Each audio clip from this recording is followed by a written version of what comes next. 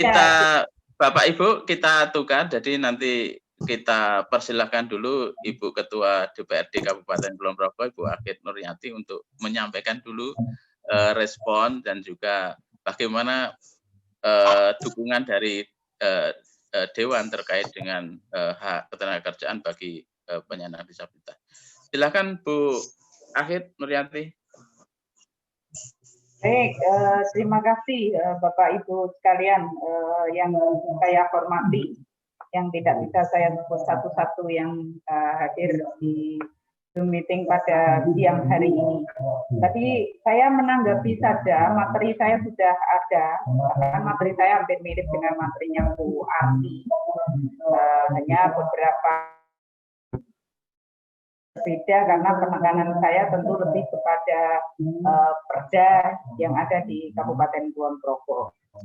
Nah, saya menanggapi saja apa yang sudah disampaikan oleh Bu Arni, kemudian nanti secara teknis apa yang sudah dilaksanakan oleh pemerintah daerah Kabupaten Kulon Progo, terutama Dinas Tenaga Kerja, bisa disampaikan oleh Pak Kepala Dinas Tenaga Kerja.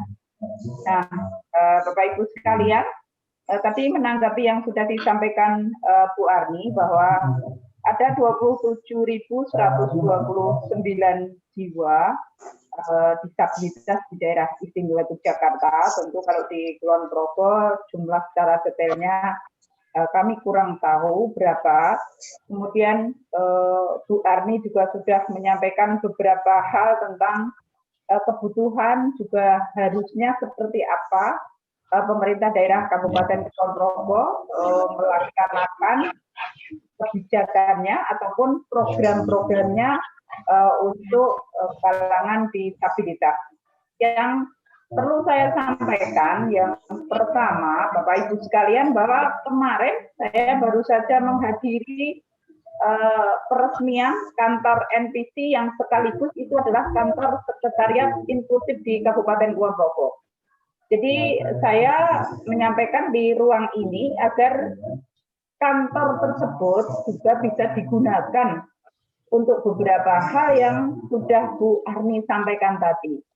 Saya kira kan di situ bisa digunakan untuk pusat bagaimana mengkoordinasikan segala sesuatunya mengenai disabilitas.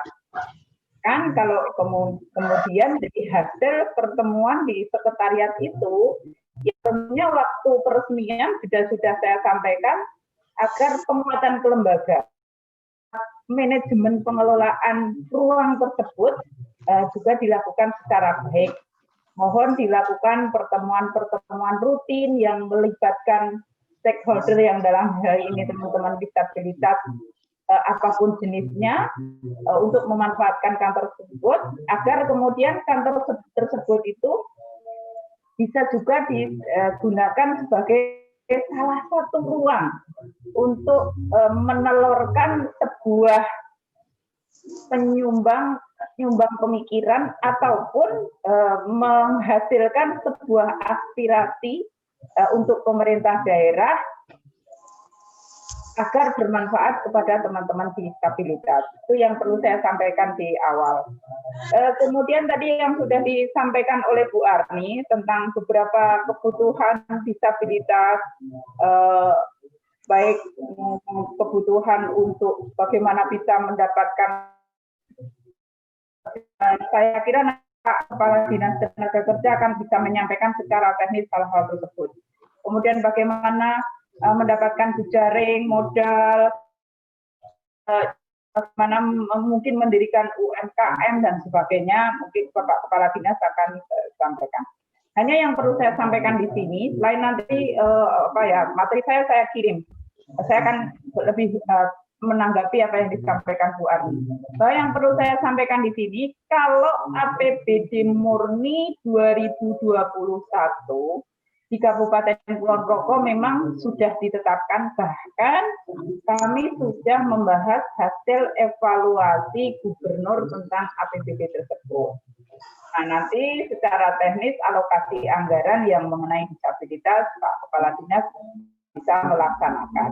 Yang perlu saya tegaskan di sini, di forum ini, saya berharap nanti di perencanaan anggaran 2022, karena kemarin saya juga sudah diundang oleh pemerintah kabupaten dalam acara orientasi perencanaan penganggaran 2022. Nah, ruang ini monggo teman-teman lembaga ataupun teman-teman dari LSM yang mendampingi teman-teman disabilitas, justru saya berharap partisipasinya di sini. Silakan kemudian karena perencanaan APBD 2022 belum, 2021 sudah, monggo. Insya Allah meskipun di tengah masa pandemi dan harapannya di 2022 ini pandemi sudah selesai, meskipun nanti programnya pasti masih berorientasi untuk pemulihan ekonomi akibat dampak pandemi COVID-19, tapi tidak menutup kemungkinan ada program-program khusus bagi teman-teman disabilitas yang bisa termanfaatkan untuk kemudian tadi memenuhi kebutuhan yang disampaikan Bu Arni, mendapatkan akses permodalan, jejaring, bagaimana masuk di BLK, dan sebagainya. Nah, harapan saya justru melalui ruang-ruang perencanaan anggaran, partisipasi teman-teman ini betul-betul kami harapkan. Karena kami memahami persis yang tahu akan kebutuhan teman-teman disabilitas adalah orang-orang di tataran kebijakan tentu akan berdasarkan aspirasi yang ada. Nah, selama ini memang kami akui untuk kemudian sosialisasi peraturan daerah secara menyeluruh yang kemudian menyentuh seluruh masyarakat Kulon Progo belum bisa. Hanya kalau DPRD memang kita juga punya ruang untuk sosialisasi evaluasi perda, maupun meskipun ruangnya hanya sedikit dan 1 tahun hanya sekitar 3 kali. Untuk itu pun lebih banyak kita lakukan untuk perda-perda yang sifatnya perda inisiatif. Tetapi ruang itu akan terbuka bagi semua pihak melalui ruang-ruang publik maupun datang langsung kepada DPRD Kabupaten Kulon Progo. Yang diharapkan Bu Arni tadi, kemudian ada alokasi khusus bagi penyandang disabilitas, tentu nanti karena perencanaan anggaran itu ada beberapa jalurnya, baik dari jalur birokratis yang bersifat bottom up atau aspirasi dari bawah, kemudian jalur politis melalui DPRD maupun musrenbang. Nah, monggo dipilih. Kalau kemudian melalui jalur kami, jalur DPRD, jalur politis, kami juga ada ruang-ruang untuk reses. Tidak hanya pada ruang reses, tetapi 24 jam pintu DPRD terbuka untuk bagaimana kemudian teman-teman disabilitas ataupun pihak-pihak yang sebagai pendamping ataupun sebagai organisasi yang di bawah ataupun mendampingi teman-teman disabilitas ini bisa menyampaikan aspirasi melalui kami. Nah, ada menurut saya, karena kemampuan anggaran Kabupaten Kulon Progo ini sangat terbatas, ada ruang menurut saya yang saat ini mungkin Bapak Ibu sebagai pendamping teman-teman disabilitas bisa mengakses, yaitu ruang-ruang CSR-nya BUMD misalnya. Kemudian juga monggo diakses juga tentang penggunaan dari Basnas. Barangkali ada juga ruang, karena secara teknis penggunaan anggaran-anggaran tersebut ada di sana. Artinya mungkin ada ruang-ruang yang bisa dimanfaatkan atau diakses oleh Bapak Ibu sekalian untuk agar apa yang diinginkan oleh Bu Arni tadi bisa terlaksana melalui ruang-ruang tersebut, melalui CSR-nya BUMD, melalui Basnas. Kalau kemudian kita memang pure hanya menganggarkan dana APBD, kita semua tahu APBD Kabupaten Kulon Progo ini sangat kecil. Hanya memang kita patut bersyukur karena kemudian hubungan antara eksekutif legislatif lebih baik, bahkan teman-teman DPRD juga lebih mementingkan perencanaan pembangunan Kabupaten Kulon Progo secara makro daripada kemudian mementingkan pokok-pokok pikiran DPRD. Nah, ini yang kemudian perlu saya syukuri juga dan pemerintah daerah syukuri tentang yang ada di Kabupaten Kulon Progo. Mungkin itu Bapak Ibu, jadi kalau saya lebih kepada bagaimana nanti tindak lanjutnya DPRD Kulon Progo tetap membuka ruang diskusi, kemudian memang secara fungsi anggaran secara fungsi DPRD itu mempunyai fungsi anggaran. Nah, segala program yang disampaikan Bu Arni tadi tentu harus melalui pengusulan OPD berkait melalui TAPD. Nah, kami DPRD hanya menyetujui saja tentang apa yang sudah diusulkan program-programnya melalui OPD. Sepanjang kami lihat memang rencana itu sudah termasuk di dalam RKPD masing-masing OPD.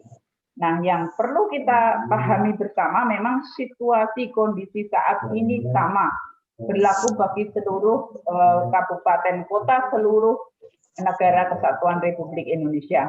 Kita semua fokus untuk penanganan pandemi COVID-19, sehingga melalui ruang ini pun saya menyampaikan kepada semua pihak agar mari sama-sama kita menjaga protokol kesehatan agar COVID-19 ini juga bisa kita cegah, karena saat ini juga memang sedang suasananya tidak baik, terutama di Kabupaten Kulon Progo, peningkatan penderita naik, kemudian yang meninggal juga naik.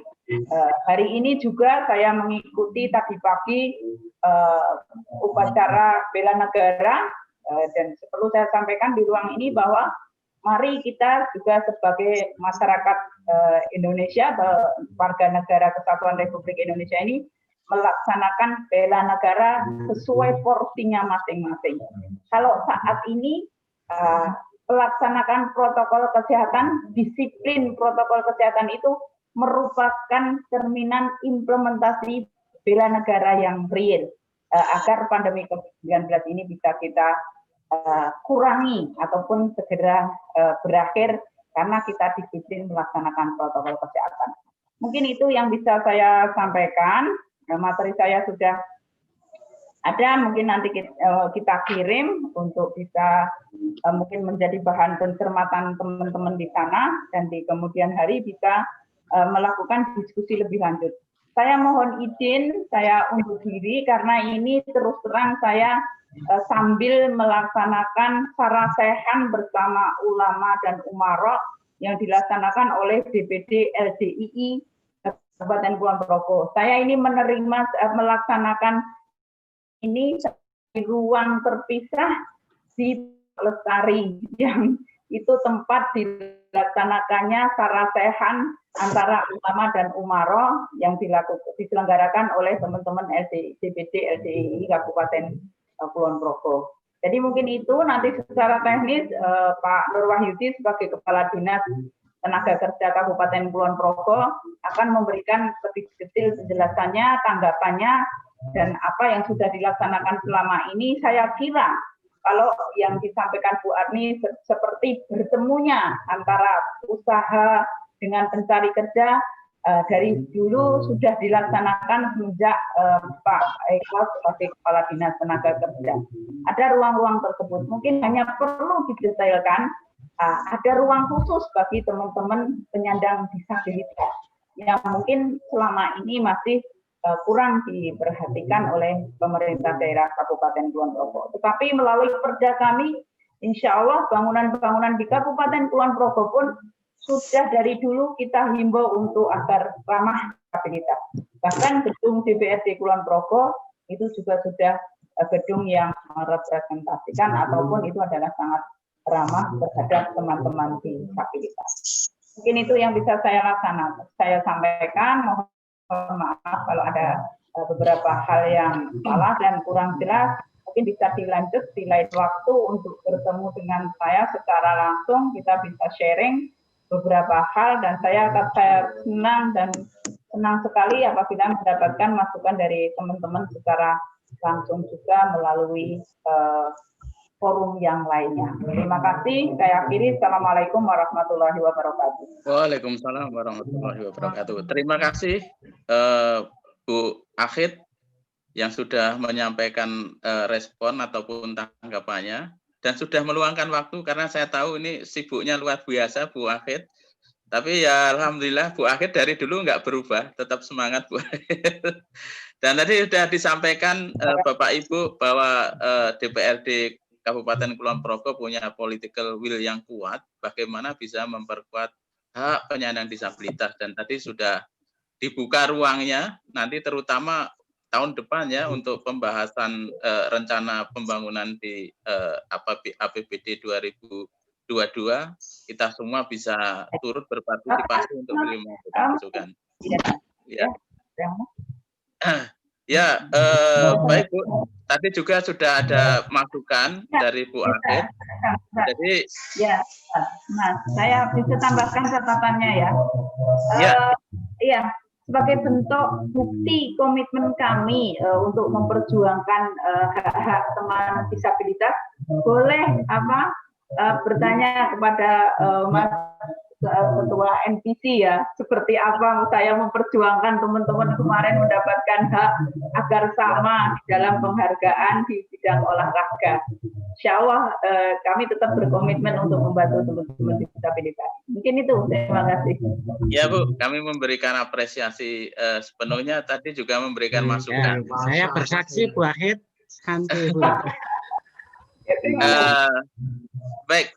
Jadi tadi karena sebelumnya anggaran 2021 itu sudah selesai ya diketok, tapi itu sebetulnya tidak menutup ya sebetulnya, karena program-program yang ada yang sudah dirancang oleh Dinas Ketenagakerjaan itu bisa didetailkan, kan sudah dianggarkan kegiatannya, nah itu bisa disesuaikan ya, dimodifikasi tanpa mengubah apa yang sudah dirancang. Tapi saya kira untuk lebih mengoptimalkan capaiannya. Sekali lagi terima kasih Bu Akhid. Tentu ya, ya baik, untuk selanjutnya kita akan dengarkan paparan dari Bapak Kepala Dinas Tenaga Kerja Kabupaten Kulon Progo, Bapak Nur Wahyudi SEMM. Silakan. Oke, terima kasih. Ya. Oke, ini terkait dengan layanan dan kendala urusan ketenagakerjaan disabilitas di Kabupaten Kulon Progo. Ini mau tak geser dulu ya. Materi kami yang pertama ini sebagai dasar adalah Undang-Undang Dasar 45 tahun 27, kemudian Undang-Undang 13 2003 tentang ketenagakerjaan. Ketiga, kesempatan dan perlakuan yang sama. Ini saya pikir secara cepat aja ini waktunya ya 20 menit. Ini kemudian masih sama.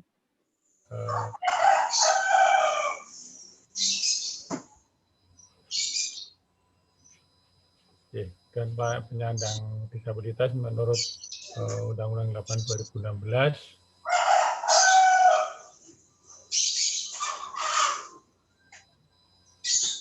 Ini menyangkut penyandang disabilitas fisik, kemudian sensorik, kemudian juga disabilitas ganda, fisik dan sensorik lebih dari satu, fisik dan sensorik dan intelektual. Itulah teori lain ini yang barangkali perlu kami sampaikan. Peraturan pemerintah nomor 60 tahun 2020 tentang unit layanan disabilitas di bidang ketenagakerjaan.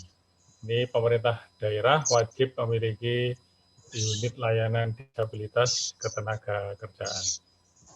Kemudian Perda DIY nomor 4 2012 tentang pelindungan dan pemenuhan hak penyandang disabilitas.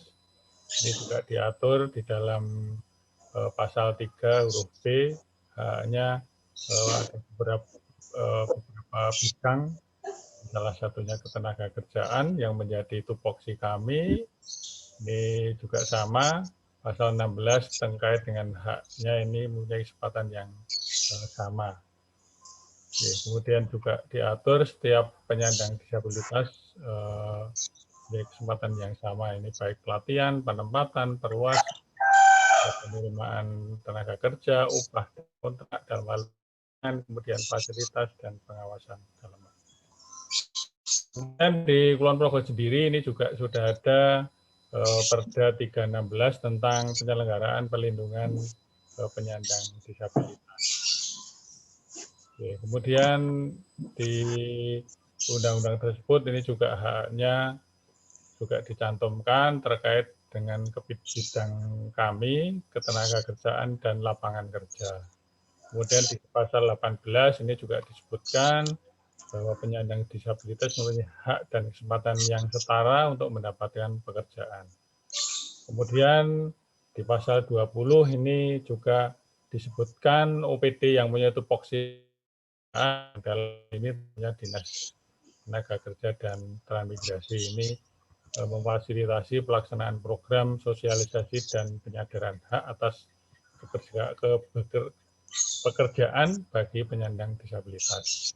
Kemudian pemerintah daerah juga memfasilitasi untuk memperoleh di setiap perusahaan baik swasta maupun BUMD yang mempekerjakan lebih dari 100 orang ini untuk ada 1% bagi kaum disabilitas. Ini program ketenaga kerjaan terkait dengan penempatan tenaga kerja antar lokal ini daerah, kemudian AKL ini antar kerja lokal di Kulon Progo sendiri, kemudian daerah, kemudian antar negara ini kita fasilitasi di bursa kerja online. Jadi di kantor kami, di dinas kami ini dalam rangka pelayanan penempatan tenaga kerja ini melalui bursa kerja online. Jadi sudah bisa dilaksanakan online untuk para pencari kerja, kemudian di situ pelayanan AK1, kalau dulu namanya kartu kuning, kemudian juga informasi-informasi lowongan, kemudian informasi-informasi pelatihan, itu bisa dilakukan secara online. Dan melalui website kami juga sudah ada, kemudian media sosial kami, Instagram, kemudian ada juga di aplikasi Lokerku yang bisa diunggah di Play Store. Oke, kemudian penyiapan skill atau tenaga kerja profesional, ini pelatihan tenaga kerja di BLK, kemudian juga peningkatan peran bursa kerja khusus yang ada di sekolah-sekolah, baik SMK, SMA, maupun di perguruan tinggi, tapi yang sekarang ini terdaftar ini memang masih di SMA, SMK, dan madrasah aliyah. Yang ini fungsinya untuk pelayanan tenaga kerja, baik penempatan maupun lowongan, tapi khusus untuk alumni sekolah tersebut. Kemudian optimalisasi peran LPK, lembaga pelatihan kerja swasta. Ini juga sinergis dengan kita, Dinas Agar, kemudian pelatihan tenaga kerja mandiri, dan kewirausahaan. Kemudian perluasan kesempatan kerja ini pengembangan wirausaha, pemagangan baik dalam maupun luar negeri, kemudian sertifikasi kompetensi, job fair maupun kegiatan padat karya dalam rangka untuk perluasan kesempatan kerja. Kemudian ini alur peluang dan kesempatan kerja serta perluasan kesempatan kerja. Ini melalui bursa kerja kita dilaksanakan sesuai program kami dan pendanaan kami ini 1 tahun 1 kali. Seperti yang kemarin sudah kami sampaikan, nanti akan kita sampaikan terkait dengan beberapa hal yang sudah kita laksanakan dalam perluasan dan kesempatan kerja. Ini jadi angkatan kerja dan meliputi tenaga kerja dan penganggur. Ini bisa masuk di bursa kerja, kemudian diklat, balai latihan kerja, atau balai besar pelatihan kerja. Ini juga kita kemarin mengirimkan pelatihan di Serang, Jawa Barat. Kemudian harapan kita tentunya menjadi tenaga kerja yang kompeten, karena di BLK ini setelah pelatihan nanti di samping mendapatkan sertifikat pelatihan, ini juga dalam kejuruan-kejuruan tertentu, memang belum semua ini akan dapat sertifikat kompetensi, artinya sertifikat bahwa yang peserta ini akan memperoleh sertifikasi. Tapi memang ini di akhir kegiatan akan ada ujian khusus, artinya nanti akan diuji oleh asesor-asesor yang tergabung dari beberapa BLK. Kemudian pengawasan ketenagakerjaan khususnya di perusahaan. Ini juga dalam rangka perlindungan terhadap tenaga kerja, kemudian hubungan industrial, kemudian jaminan sosial. Kemudian kegiatan pengembangan dan perluasan kesempatan kerja ini seperti yang kami sampaikan tadi, ini sebenarnya hampir sama dengan yang sebelumnya.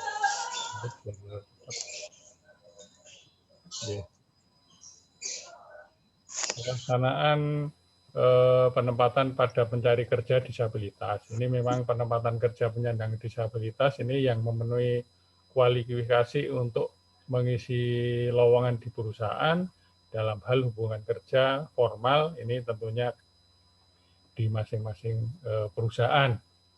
Ya tentunya sesuai dengan persyaratan, dan kami sering menyampaikan di perusahaan-perusahaan melalui HRD masing-masing, ini memang perusahaan punya kewajiban untuk menempatkan tenaga kerja dari penyandang disabilitas minimal 1%. Kalau kita lihat dari perdanya tadi, ini yang memang perusahaan yang pekerjanya di atas 100 orang.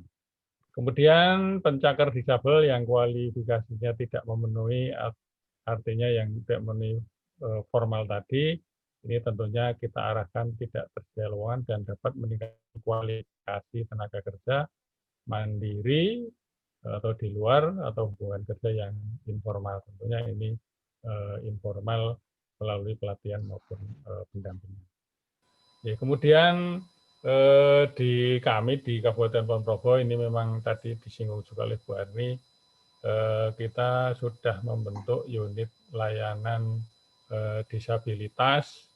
Kalau kita lihat pembentukannya memang lebih dulu dari PP, ini kami barangkali terlalu semangat.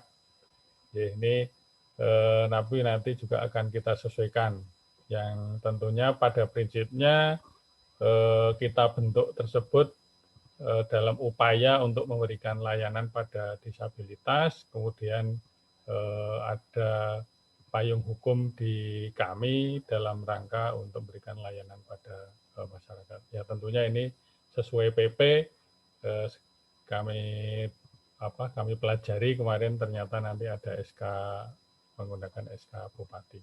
Ini akan kami sesuaikan. Kemudian kegiatan yang sudah kita laksanakan di Disnaker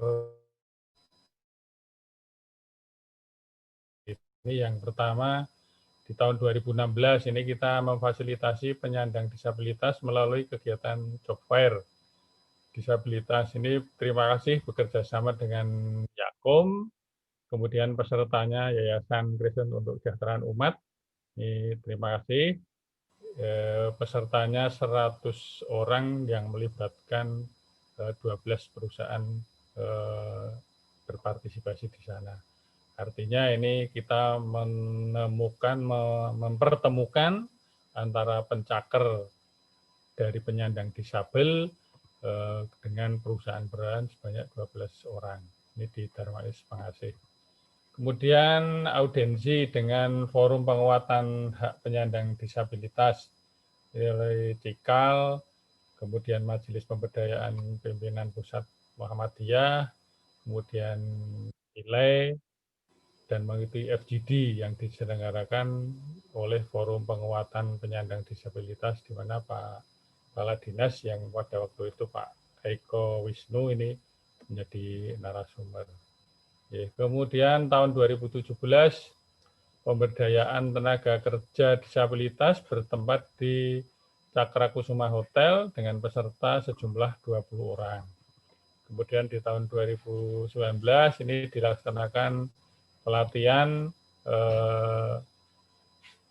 di mana terdapat kuota bagi penyandang disabilitas dan ini dibiayai dari APBD. Kemudian fasilitasi info kerja di perusahaan bagi penyandang disabilitas, pelayanan penempatan kerja. Kemudian tahun 2019 ini menginformasikan lowongan kerja di perusahaan, memberikan bagi disabilitas yang pada saat itu kita fasilitasi yang perusahaan yang ikut. Ini ada PT Suncang, Alfamart, Wirota Kampus. Kemudian Dinas dan BLK menyelenggarakan pelatihan dan menyediakan kuota tenaga kerja disabilitas. Namun pada saat itu 2019 ini belum ada yang minat. Namun demikian perlu kami sampaikan, memang terkait dengan gedung kita di BLK, ini sarana prasarananya masih belum sepenuhnya ramah terhadap disabel, sehingga ada belum semua penyandang disabel secara fisik, bangunan fisik kami belum ramah disabel, sehingga masih perlu peningkatan penyesuaian. Kemudian tahun 2020 ini kami mengusul pemberdayaan bagi tenaga kerja penyandang disabilitas ke Ditjen Pembinaan dan Penempatan Kerja Kementerian Ketenagakerjaan sebanyak satu kelompok wirausaha ini yang berjumlah 20 orang. Kemudian peluang disabel penyandang disabilitas dalam lowongan kerja ini tahun 2020 ini perusahaan yang membuka rekrutmen bagi tenaga kerja disabilitas ini yang pertama kru store Alfamart Alfamidi dengan disabel ringan ini masih dimungkinkan di waktu yang akan datang ini secara online walaupun selama COVID. Kemudian staff packing di Wirota Kampus dengan daksa ringan, tunawicara atau daksa ringan ini sampai bulan Maret 2020. Dan di waktu-waktu yang akan datang pun kami akan mencoba tetap memfasilitasi, artinya mencoba komunikasi dengan perusahaan-perusahaan terkait dengan lowongan kerja bagi disabilitas. Kemudian perusahaan yang selama ini namun tidak secara resmi, artinya menerima lowongan tidak secara melalui kami, kemudian juga kita sharekan. Ini yang pertama PT Anggun Kreasi Garmen, ini untuk staf produksi disabilitas daksa ringan maksimal tunawicara dan sanggup menjahit. Kemudian PT Putra Patria, ini juga disabilitas daksa ringan, tunanetra, bekerja fisik agak berat, terutama tangan. Kemudian PT Suncang, ini rambut, ini belum ada lagi. Toto Joko itu juga belum ada. Kemudian kendala penyelenggaraan UL unit layanan disabilitas di tenaga kerja di kami di Dinas Tenaga Kerja dan Transmigrasi ini masih perlu peningkatan sarana prasarana. Artinya kami sendiri dalam rangka untuk memberikan layanan ini juga harus berbenah terlebih dahulu, yang tentunya sarana prasarananya salah satunya adalah belum tersedianya ruang layanan khusus bagi disabel yang standar maupun spesifikasi khusus penyandang disabilitas, karena kantor ULD kita masih terintegrasi dengan bursa kerja online. Kemudian belum ada fasilitas mobilitas, ini mobil khusus penjemput disabilitas untuk mengakomodasi tenaga kerja disabilitas, misalnya penjemputan, mengikuti job fair, pertemuan, dan lain-lain. Ini kita juga belum ada. Kemudian ketersediaan tanggal landai bagi disabilitas, ini juga belum memadai, artinya juga belum ramah disabel, walaupun sudah ada. Kemudian ketersediaan toilet khusus bagi disabel, disabilitasnya juga belum memadai. Ya, kemudian berkaitan dengan biaya operasional ULD ini karena kami memang baru kita bentuk per Juli 2020, ini memang penganggaran untuk di 2021 belum ada. Namun demikian tentunya dalam rangka untuk memfasilitasi minimal pertemuan-pertemuan koordinasi, ini tentunya upayakan dengan keterbatasan yang ada di kami. Ya, kemudian ini barangkali data disabel di tahun 2019 ini di kami di Kulon Progo ada 5.103. Ya, tentunya dengan jumlah yang sebanyak ini kami dengan keterbatasan yang tadi juga disampaikan oleh Ibu Ketua Dewan menjadi tantangan bagi kami, sehingga kreativitas untuk memperoleh dana, mengakses dana ini tentunya sangat penting bagi teman-teman penyandang disabilitas yang tentunya akan komunikasi juga kita fasilitasi. Tadi disinggung melalui Basnas atau CSR-nya BUMD, ini tentunya maupun perusahaan-perusahaan yang ada di Kulon Progo ini saya yakin sangat terbuka. Ya, barangkali itu sekilas yang kami sampaikan terkait dengan beberapa kegiatan yang sudah kita laksanakan. Tentunya nanti akan lebih banyak diskusi, insya Allah nanti akan kami tanggapi, dan itu menjadi masukan kami agar layanan kepada rekan-rekan disabilitas ini akan lebih baik lagi. Ya, kemudian memang kemarin waktu kita koordinasi dengan Cikal, Bu Arni kawan, barangkali pelatihan yang selama ini kita laksanakan, kalau dilaksanakan di BLK, ini memang masih barangkali dari sisi lokasi aksesnya jauh. Ini kami coba nanti di 2022 ini coba melalui Balai Latihan Kerja mengusulkan latihan yang ada di kelurahan melalui program mobile training unit satu desa, tapi memang itu harus portal sehingga teman-teman disabel tentunya bisa menyusun proposal dan disampaikan ke kami, karena itu programnya dari pemerintah pusat. Ya, barangkali itu yang bisa kami sampaikan. Kami kembalikan lagi pada Pak Win. Monggo. Akhirnya akhirul kalam. Assalamualaikum warahmatullahi wabarakatuh.